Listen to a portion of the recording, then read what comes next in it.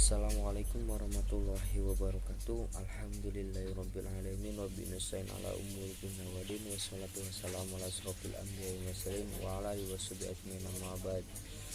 Langsung saja saya akan menjawab insyaallah sebisa saya, yaitu UAS Ulumul Hadis pada hari ini. Yang pertama yaitu tentang jelaskan apa yang pahami tentang hadis maudhu, matruk, mungkar, mudraj, dan makhluk. Yaitu yang pertama, hadis maudhu, hadis palsu, hadis matruk merupakan hadis doif terburuk. Kedua, setelah hadis maudhu atau hadis palsu, hadis mungkar, sebuah hadis yang diriwayatkan oleh seorang perawi yang doif dan bertentangan. Yang ketiga, hadis mudraj. Hadis mudraj, hadis yang dirubah menurut sanadnya atau matannya, dimasuki sesuatu yang bukan menjadi bagiannya tanpa ada pemisah. Yang keempat, hadis ma'lub merupakan penggeseran antara satu lafaz yang lain pada suatu sanad hadis atau matannya. Mungkin itu nomor satu yang saya bisa pahami.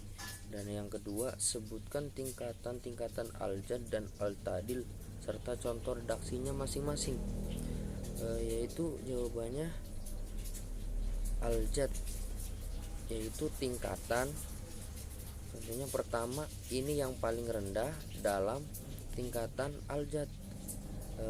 Tingkatan yang kedua, yang menunjukkan adanya pelemahan terhadap perawi dan tidak boleh dijadikan sebagai hujah. Yang tingkatan ketiga, yang menunjukkan lemah sekali dan tidak boleh ditulis hadisnya. Dan tingkatan yang keempat, yang menunjukkan tunduhan dusta atau pemalsuan hadis. Tingkatan kelima, yang menunjukkan sifat dusta atau pemalsu dan semacamnya. Dan tingkatan keenam, yang menunjukkan adanya dusta yang berlebihan dan ini seburuk-buruk. Tingkatan lanjut at-tadil. Tingkatan pertama, menggunakan wazan af'ala dengan menggunakan ungkapan-ungkapan. Tingkatan kedua, dengan menyebutkan sifat yang menguatkan kesikhahannya, keadilan, dan ketetapan perawinya.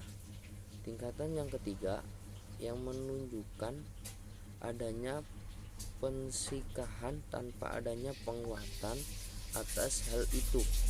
Tingkatan keempat, yang menunjukkan adanya adil dan kepercayaan tanpa adanya isyarat akan kekuatan hafalan dan ketelitian. Tingkat kelima, yang tidak menunjukkan adanya pasikahan atau celaan. Tingkatan keenam, isyarat yang mendekati celaan jad. Mungkin itu nomor 2 yang saya pahami. Mungkin lanjut ke nomor 3. Apa yang dimaksud dengan sanad Ali dan Nazil, serta sanad manakah yang paling utama di antara keduanya? Jelaskan dengan baik dan benar. Saya akan menjelaskan sebisa saya. Sanad ya yang jumlah perawinya lebih sedikit untuk sampai kepada baginda Rasul disebut dengan sanad Ali. Sedangkan jika terdapat sanad yang jumpal, perawinya lebih banyak untuk sampai kepada Rasulullah SAW, maka disebut sanad nazil. mayoritas ulama sepakat bahwa sanad Ali lebih utama dibandingkan dengan nazil karena menjauhkan dari banyak kesalahan. Adapun sanad nazil dapat dipertimbangkan asalkan perawinya dalam sanad lebih kipah jika dibandingkan akan dengan yang Ali. Mungkin jawaban nomor 3 seperti itu pemahaman saya. Dan lanjut nomor 5, jelaskan apa itu hadis musalsal serta contoh dan pembagiannya. Sebisa saya mungkin menjelaskan nomor 4.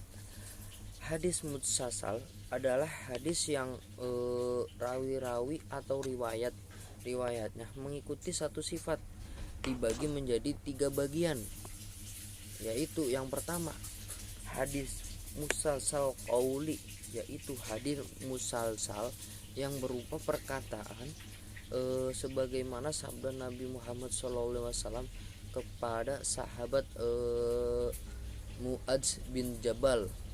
Yang kedua hadis musalsal fi'li, yaitu hadis musalsal yang berupa perbuatan. Contohnya adalah ketika Nabi SAW menjalinkan tangannya kepada sahabat Abu Hurairah radhiyallahu an bagiannya. Sebisa saya mungkin menjelaskan nomor 4. Hadis musalsal adalah hadis yang rawi-rawi atau riwayatnya mengikuti satu sifat dibagi menjadi 3 bagian, yaitu yang pertama hadis musalsal qauli, yaitu hadis musalsal yang berupa perkataan sebagaimana sabda Nabi Muhammad SAW kepada sahabat Muadz bin Jabal. Yang kedua hadis musalsal fi'li, yaitu hadis musalsal yang berupa perbuatan. Contohnya adalah ketika Nabi SAW menjalinkan tangannya kepada sahabat Abu Hurairah radhiyallahu an. Yang ketiga hadis musalsal qauli wa fi'li ma'an, yaitu hadis musalsal yang berupa perkataan dan perbuatan secara bersamaan.